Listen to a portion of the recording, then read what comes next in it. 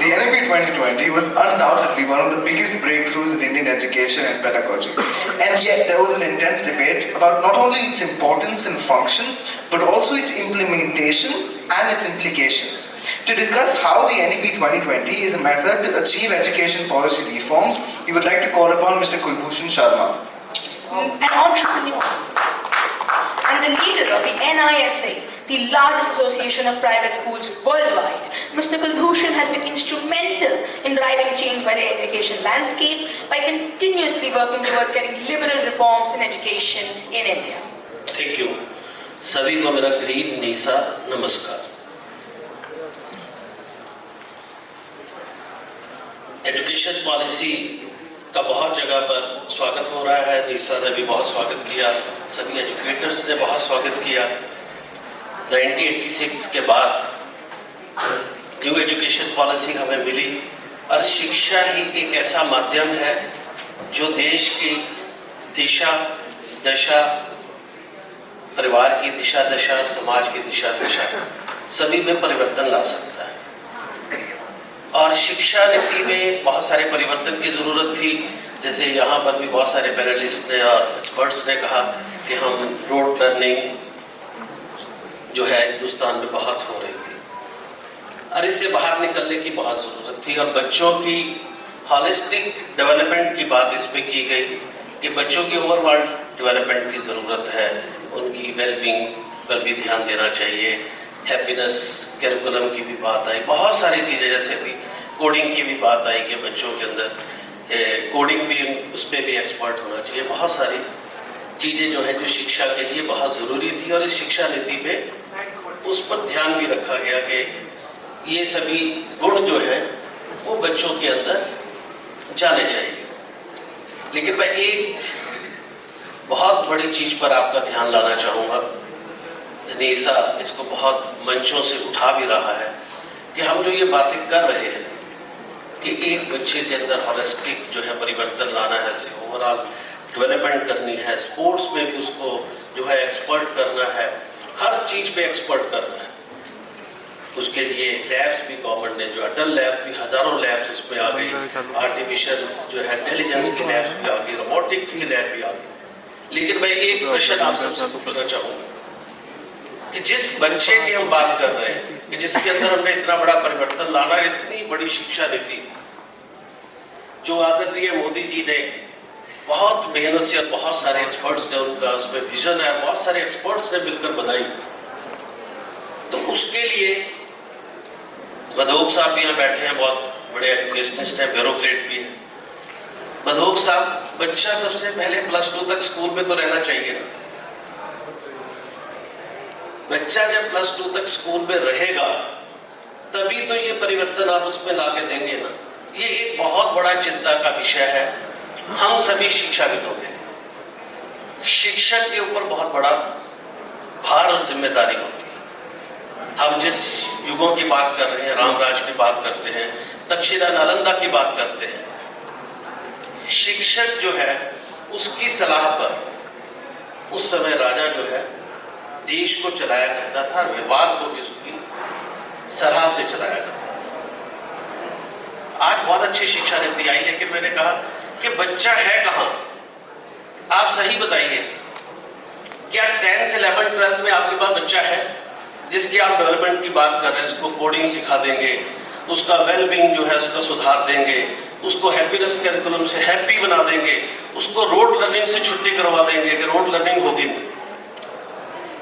Norms बने, infrastructure के norms बने, 30/20 का कमरा चाहिए, इतना बरामदा चाहिए, इतना ग्राउंड चाहिए, लेकिन बच्चा कहाँ है? बच्चा बैठा हुआ है कोचिंग के अंदर। लाखों बच्चे कोचिंग के अंदर बैठे हुए, 6th ऑनवर्ड, 6 से 10 तक उन्होंने आपकी लैब की शक्ल ही नहीं देखी है। आप रोबोटिक्स की बात कर रहे हैं, आप अटल लैब की बात कर रहे हैं, गवर्नमेंट के फंड्स लग रहे हैं, मोदी जी ने बहुत अच्छी जो है नीति बनाई, लेकिन हमारी ये चिंता हम बार बार हर मंच से उठाते हैं। और आप शिक्षा नीति में कभी आप पढ़े, उस पर एक कॉन्फ्लिक्ट ऑफ इंटरेस्ट की बात भी कही गई। वो कहते हैं जब सरकार नियम बनाएगी, सरकार ही स्कूल चलाएगी, तो वहां पर कॉन्फ्लिक्ट ऑफ इंटरेस्ट आता है। तो उसके लिए उन्होंने एक चीज सजेस्ट की, उन्होंने सजेस्ट किया SSC, state school standard authority. वो होनी चाहिए जो स्कूलों के, सरकार भी चलाए स्कूल, प्राइवेट वाले भी चलाए, लेकिन ऊपर जो है रेगुलेट या दूसरी चीजें जो है SSS करे और उसके अंदर प्राइवेट की भी भागीदारी हो। आज प्राइवेट स्कूलों का शेयर शायद आप सुनकर चौंक जाएंगे कितना है। एक कॉन्फ्रेंस के अंदर भारतीय शिक्षण मंडल के हेड मुकुल कानेटकर जी ने मंच से कहा कि 66% बच्चे प्राइवेट स्कूल में पढ़ते हैं। कैट की एक रिपोर्ट आई कि इतने करोड़ बच्चे फेक एनरोलमेंट है यूपी में। हरियाणा में जब आधार से लिंक किया गया 4.5 लाख बच्चे फेक मिले। बच्चे ये जो डमी सीट्स जा रही है एजुकेशन और एजुकेशन पॉलिसी को, जो 70 साल में नहीं हुआ वो आगे हो जाएगा अगर हम नहीं जागे। अगर हमने इसकी चौकीदारी नहीं की तो बहुत बड़ी गलती हमारे से आगे के भविष्य में होने वाली है, जिसके बारे में मैं आपको कहना चाह रहा था। अब ये जो गलतियां हो रही है इसके उपाय क्या? आगे देखिए, पुरातन भारत में जिसके हम बहुत गुणगान करते हैं, राम के युग की, महाभारत के युग की, कृष्ण के युग की 2 अवतार हुए हमारे पास। दोनों में शास्त्र और शस्त्र, क्या ऐसा था कि राम ने शास्त्र कहीं सीखे और शस्त्र सीखने के लिए किसी कोचिंग सेंटर में गया? अब बता दीजिए, क्या अर्जुन ने शास्त्र कहीं सीखा और शस्त्र सीखने के लिए किसी कोचिंग सेंटर में गया? कोचिंग सेंटर वाले 18% या जो GST दें तो वो प्रॉफिट करे तो ठीक है, मेरा किसी से कोई विरोध नहीं है, मैं तो कोचिंग का विरोध नहीं कर रहा। कोचिंग वाले भी अच्छी एजुकेशन दे रहे हैं, हमारा उनसे विरोध नहीं है।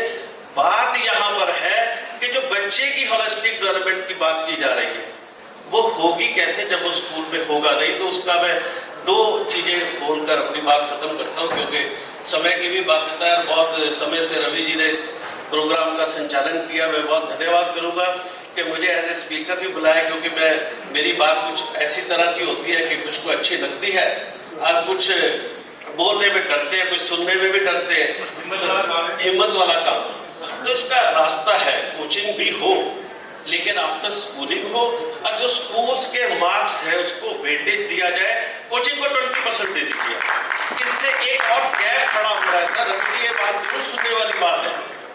70% स्कूल 1000 रुपए से कम फीस के हैं।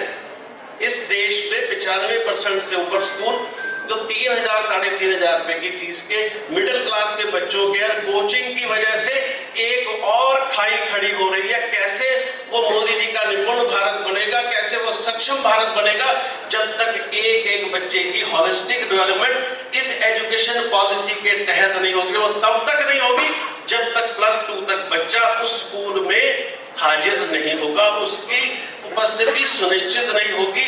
उसके बाद वो कोचिंग करें, वेलकम करते हैं। दूसरा, जब मैंने शस्त्र और शास्त्र की बात की, तो क्यों नहीं प्राइवेट स्कूल को भी इंटीग्रेटेड कोचिंग अलाउ की जाती है कि वो भी शास्त्र और शस्त्र एक ही जगह सिखा सके। आपके सैनिक स्कूल के लिए बच्चा तैयार करना है, स्कूल वाला क्यों नहीं तैयार कर सकता? उसको मेडिकल के लिए तैयार करना है तो स्कूल वाला क्यों नहीं कर सकता?